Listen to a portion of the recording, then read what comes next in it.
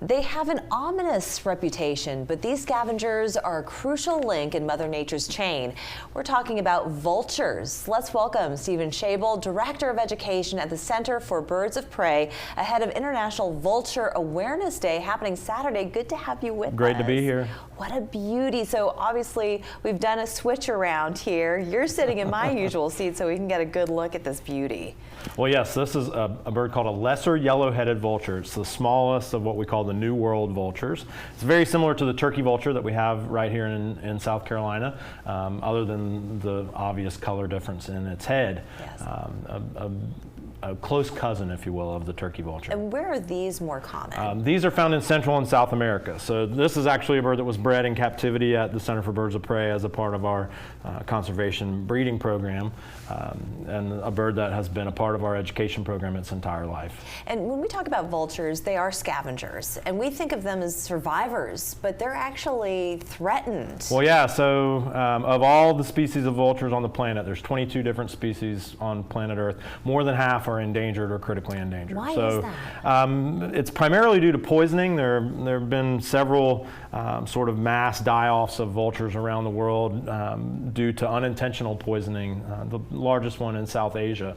We're really fortunate. A lot of people don't realize it. When they look up and see vultures, we kind of take it for granted. Yes.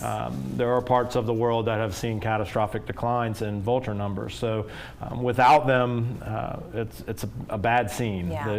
They are not the only scavengers on the planet. They're just one, and so they help keep the other scavengers in check. They're perfectly built to be scavengers. You asked about how heavy this bird was a few minutes ago, and only weighs about 2 pounds. So he's light. Wingspan of about 4 feet and a body that only weighs 2 pounds. Well, that's critical to being an effective scavenger, to be efficient, Yes. to be able to travel the distances that they need to travel in order to find a meal every day. Yeah. The bald head, obviously, is something that people associate with vultures. And also the way they hold their head. And sort of that hunched over Yes. appearance. Yeah, they have a very recognizable overall appearance, I think probably thanks to some Disney movies. But, right, exactly. It's they true. are. They could have given a bad name, but... Well, right, and that's the real challenge that as an educator working with these animals, we really have a PR issue to deal with vultures. People think they're gross and ugly.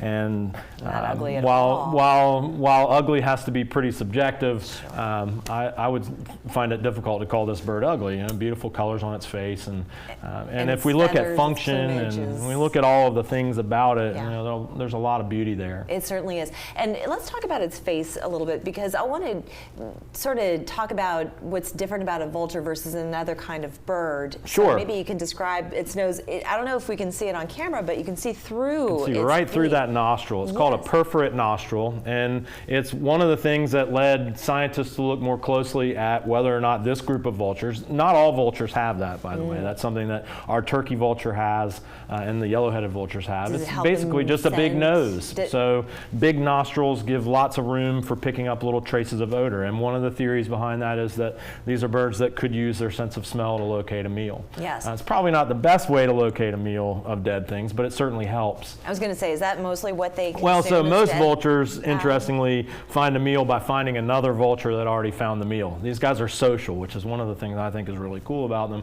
They feed in groups, so we'll find vultures by the thousands in some cases. And so all it takes is one vulture to locate the dead thing, and then it becomes what we call public information. Everybody can see the other vulture on the ground and fly into that other vulture, and they feed together. Exactly. Yes, I would love her to spread its wings so you can just see. So its wingspan right now, what would you say this is? Well, so if it opened it all the way, yes. Right now we're probably 3 feet from tip to tip, but if he opened his wings all the way, we'd be close to 5 feet.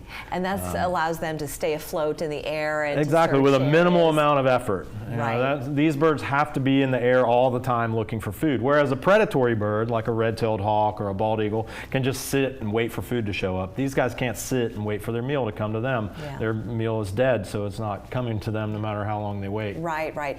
And for people who, you know, to help them understand better the vulture and its importance, there's Awareness Day on Saturday. Yes. So what are you hoping that people take away from this? Well, so again, we're fighting a PR issue. People don't like them for no good reason. So our hope is that people will come and some of the people that will come to Vulture Awareness Day are already fans of vultures, but we would hope to turn everyone into a fan of vultures. Absolutely, So, and you can go to the Center for Birds of Prey. This is happening on Saturday, September 2nd at 10:30 a.m., and this is where you can help celebrate these beautiful creatures. Thank you so much for joining us. Well, glad to be here. Wonderful. We're back after this.